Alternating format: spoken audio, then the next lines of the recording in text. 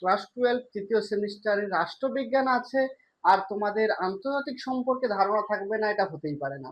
সেই জন্য তোমাদের প্রথম অধ্যায় আন্তর্জাতিক সম্পর্ক নিয়ে বিস্তারিত আলোচনার বিষয় দেওয়া হয়েছে। অর্থাৎ কোন অধ্যায়? অধ্যায় দেওয়া হয়েছে তোমাদের যে দ্বিতীয় বিশ্বযুদ্ধের পরবর্তী সময় আন্তর্জাতিক সম্পর্কের ধারণা সমূহ। অর্থাৎ দ্বিতীয় বিশ্বযুদ্ধের পর, অর্থাৎ 1945-এর পর আন্তর্জাতিক পরিস্থিতিতে কোন কোন ঘটনাগুলো ঘটেছিল, গুরুত্বপূর্ণ ঘটনাগুলো, এবং তারই পরিপ্রেক্ষিতে কিছু ঘটনা তোমাদেরকে এই অধ্যায়ে এসে কিংবা এই থার্ড সেমিস্টারে এসে তোমাদের জানতে হবে। যেমন কি কি? যেমন ধরে নাও, দ্বিতীয় বিশ্বযুদ্ধের পর অর্থাৎ প্রথম বিশ্বযুদ্ধ সম্পর্কে তোমাদের ধারণা আছে। প্রথম বিশ্বযুদ্ধ হওয়ার পর কি হয়েছিল? যে জাতিসংঘ প্রতিষ্ঠিত হয়েছিল। জাতিসংঘ প্রতিষ্ঠিত হওয়ার পর দেখা গেল তার যে ভূমিকা সে ঠিকভাবে পালন না করায় প্রথম বিশ্বযুদ্ধকে ছাপিয়ে দ্বিতীয় বিশ্বযুদ্ধের মতো প্রচুর ধ্বংসলীলা তৈরি হয়, অর্থাৎ প্রথম বিশ্বযুদ্ধ থেকেও আরো ভয়াবহতা। এর জন্য সম্মিলিত জাতিপুঞ্জ প্রতিষ্ঠিত হয়েছিল। কিন্তু এখানেই শেষ নয়। দ্বিতীয় বিশ্বযুদ্ধের পর অর্থাৎ 1945-এর পর দুই মহাশক্তিধর রাষ্ট্র দ্বিতীয় বিশ্বযুদ্ধের আগে অর্থাৎ যুদ্ধের সময় যেই মহাশক্তিধর রাষ্ট্র দুটি মিত্র হিসেবে ছিল, যুদ্ধের পর তারা বিরোধী রাষ্ট্র হিসেবে তৈরি হলো এবং দুই মহাশক্তিধর রাষ্ট্রের মধ্যে এক অদ্ভুত পরিস্থিতি তৈরি হলো। একদিকে মার্কিন যুক্তরাষ্ট্র, অপরদিকে সোভিয়েত ইউনিয়ন।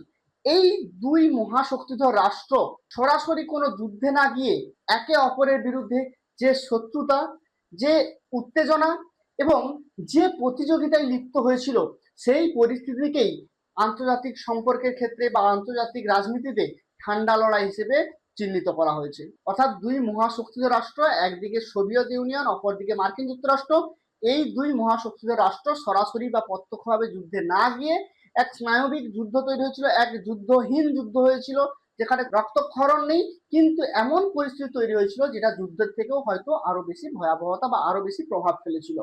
এই পরিস্থিতিকেই বলা হয় ঠান্ডা লড়াই।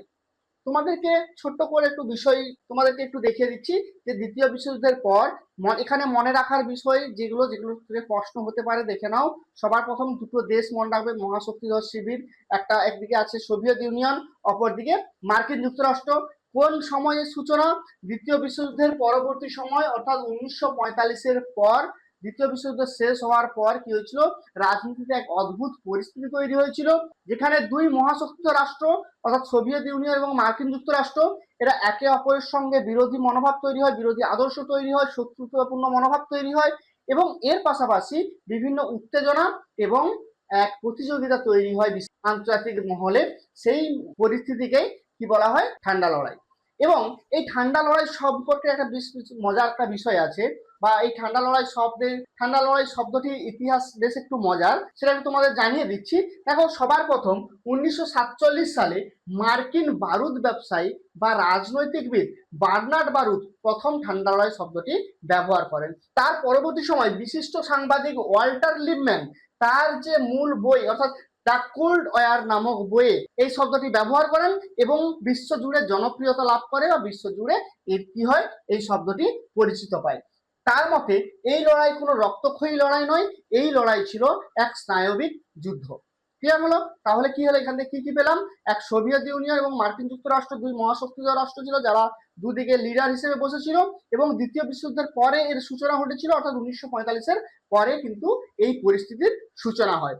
এরপরে দেখো তোমরা, এরপরে এই যে দুই মহাশক্তিধর রাষ্ট্র, একদিকে মার্কিন যুক্তরাষ্ট্র এবং অপরদিকে সোভিয়েত ইউনিয়ন, এদের মধ্যে মূল আদর্শগত যে বিপরীত একটা ধর্মীয় আদর্শ দেখতে পাওয়া গেছিল, সেখান থেকে কিন্তু এর সূচনা হয় বলে অনেকে মনে করে।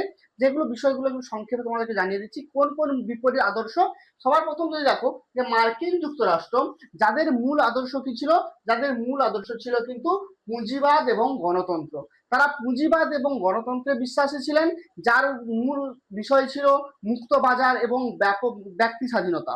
মুক্ত বাজার এবং ব্যক্তি স্বাধীনতা ছিল এদের মূল আদর্শ। অপরদিকে যদি সোভিয়েত ইউনিয়নকে তোমাদের দেখায়, সোভিয়েত ইউনিয়ন মূল বিশ্বাসী কি ছিল?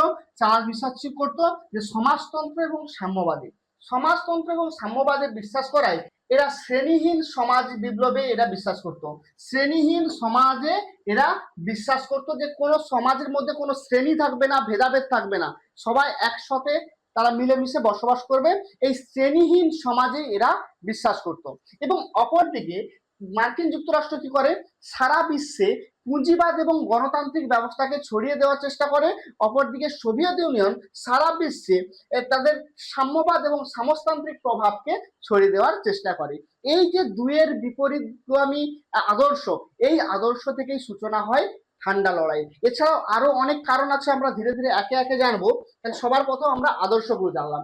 এবার আমি তোমাদের কি বললাম যে দ্বিতীয় বিশ্বযুদ্ধের সময় কিন্তু এরা এক সময় মিত্র হিসেবে ছিল, বন্ধু হিসেবে ছিল, কিন্তু যুদ্ধের শেষে এরা কিভাবে নিজেদের শত্রুতায় রূপান্তর হলো সেটা একটু দেখে নাও। সবার প্রথম যখন দুই শক্তিধর রাষ্ট্র ধীরে ধীরে তাদের মধ্যে অবিশ্বাস তৈরি করতে থাকে, তখন কি হয়, এরা সবার প্রথম দ্বিতীয় বিশ্বযুদ্ধের সময় মিত্রতা থাকলেও বিশ্বযুদ্ধের পর এরা একে অপরের প্রতি ভয় করতে শুরু করে, কারণ দুজনেই ছিল সেই সময় সব থেকে মহাশক্তিধর রাষ্ট্র।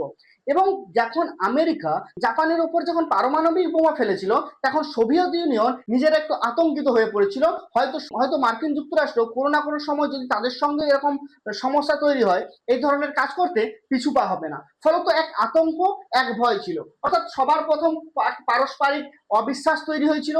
দ্বিতীয়, পারমাণবিক আতঙ্ক তৈরি হয়েছিল 1945-এর সময়, যখন জাপানের উপর তারা কি করে, জাপানের উপর বোমা বর্ষণ করে এবং তার পাশাপাশি পারমাণবিক বোমা ফেলায়।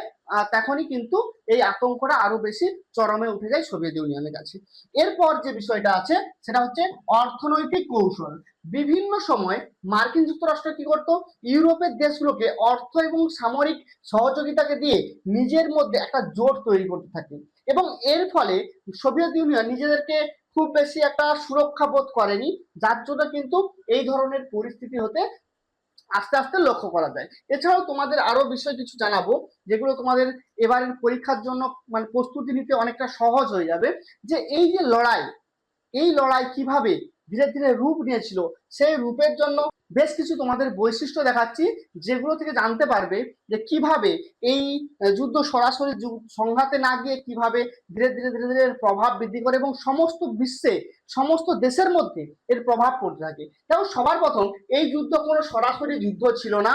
এই যুদ্ধ কি হয়েছিল, এই যুদ্ধ সরাসরি যুদ্ধের পরিবর্তে বিভিন্ন ভয়ভীত বা নিজেদের মধ্যে একটা আতঙ্কের পরিবেশ তৈরি করাই ছিল এদের মূল উদ্দেশ্য। দেখো, এখানে সবার প্রথম কি, সবার প্রথম সরাসরি এটি সংঘাত ছিল না, সরাসরি কোনো সংঘাত ছিল না। দ্বিতীয়ত, এরা মূল যে বিষয়টা করতো সেটা হচ্ছে উত্তেজনা এবং প্রতিযোগিতা তৈরি করা। কি ধরনের উত্তেজনা, দেখো, যুদ্ধের পরিবর্তে তারা ক্রমাগত ভয়ভীতি বা ভয়ভীতি প্রদর্শন, চরম উত্তেজনা এবং আধিপত্য বিস্তারের প্রতিযোগিতায় বজায় রেখেছিল।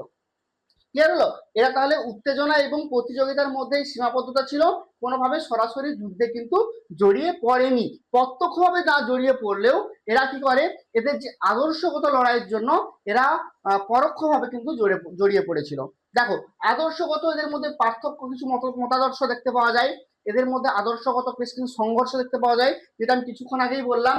যে সবার প্রথম যে মার্কিন যুক্তরাষ্ট্র বা ইউনাইটেড স্টেট যারা ছিল, তাদের মূল আদর্শ কি ছিল, পুঁজিবাদ বা পুঁজিবাদী রাষ্ট্র, এবং মূল বিষয় ছিল মুক্ত বাজার, ব্যক্তি স্বাধীনতা বা সম্পত্তির অধিকার, এইসব বিষয় নিয়ে। আর অপরদিকে যেখানে সোভিয়েত ইউনিয়ন যেটা ছিল, তারা সমাজতন্ত্র বা কমিউনিজম বা রাষ্ট্রীয় নিয়ন্ত্রণ, মানে রাষ্ট্রের হাতে খুব বেশি নিয়ন্ত্রণ থাকবে না, বা হচ্ছে সমবন্টন বা শ্রেণীহীন সমাজ থাকবে, এই সবের উপর কি করেছিল, অধিক জোর দিয়েছিল।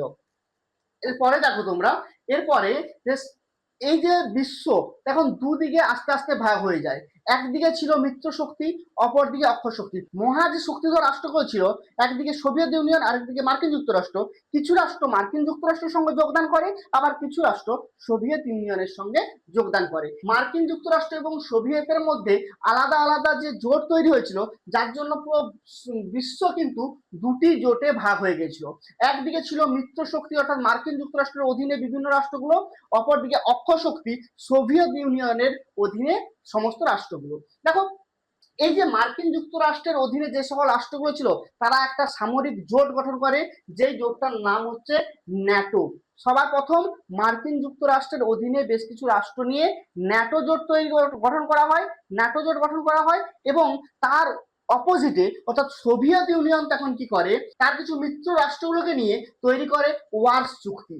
বিষয়টা হলো কি দাঁড়ালো, একদিকে ন্যাটো জোট হলো মার্কিন যুক্তরাষ্ট্রের অধীনে, অপরদিকে সোভিয়েত ইউনিয়নের নেতৃত্বে ওয়ার্স চুক্তি গঠন করা হলো। তাহলে ন্যাটো এবং ওয়ার্স চুক্তি, তোমাদের জন্য একটা ছোট্ট টাস্ক থাকলো, তোমরা যদি জানো অবশ্যই কমেন্ট করে জানাবে, আর যদি না জানো বই থেকে সুন্দর করে খুঁজে কিংবা আমার এই নোটসেও দেওয়া আছে সেখান থেকেও তোমরা হয়তো খুঁজে এটা অবশ্যই কমেন্ট করে জানাবে ন্যাটোর ফুল ফর্ম কি, ন্যাটোর পূর্ণ নাম কি, সেটা অবশ্যই কমেন্ট করে জানাবে। এটা তোমাদের টাস্ক থাকলো, ঠিক আছে। চলো পরের দেখো।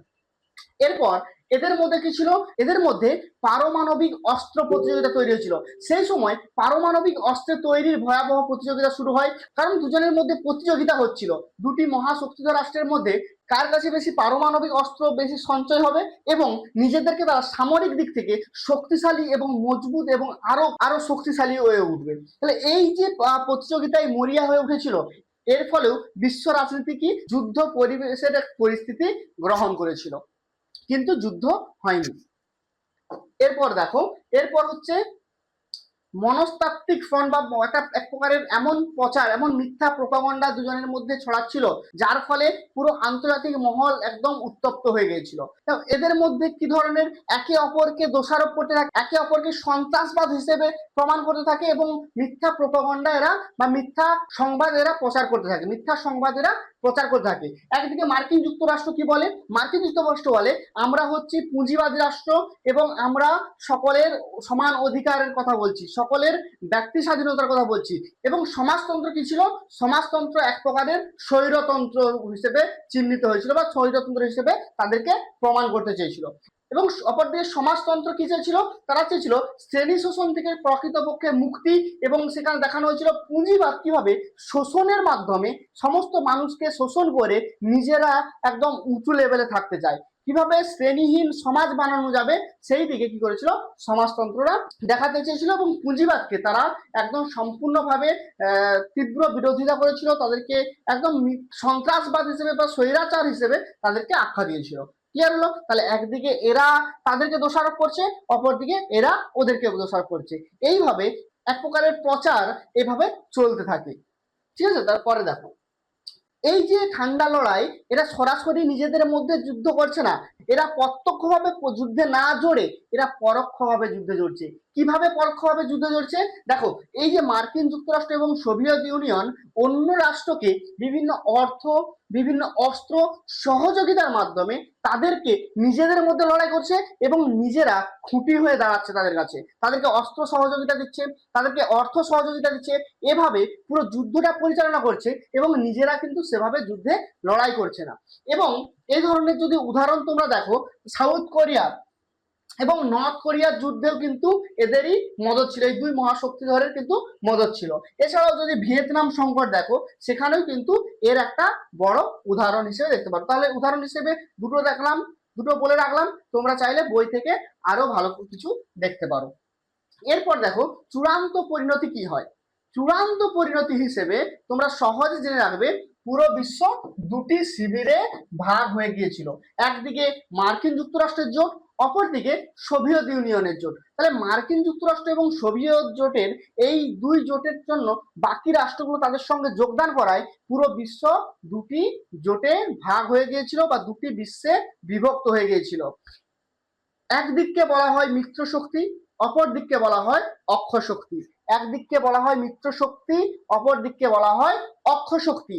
তোমাদের কাছে একটা ছোট্ট প্রশ্ন থাকলো, অবশ্যই কমেন্ট করে জানাবে যে মিত্র শক্তি কোন রাষ্ট্রগুলোকে বলা হয় এবং অক্ষ শক্তি কোন রাষ্ট্রগুলোকে বলা হয়। অবশ্যই কমেন্ট করে জানাবে কিন্তু, আর যদি নাও জেনে থাকো তাও জানাবে, আমি তোমাদের কমেন্টে জানিয়ে দেবো।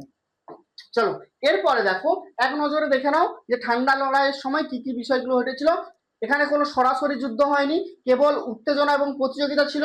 2 নম্বর দেখো, 2 নম্বর আদর্শগত সংঘাত হয়েছিল পুঁজিবাদের সঙ্গে সমাজতন্ত্রে, পুঁজিবাদের সঙ্গে সমাজতন্ত্রের আদর্শগত লড়াই।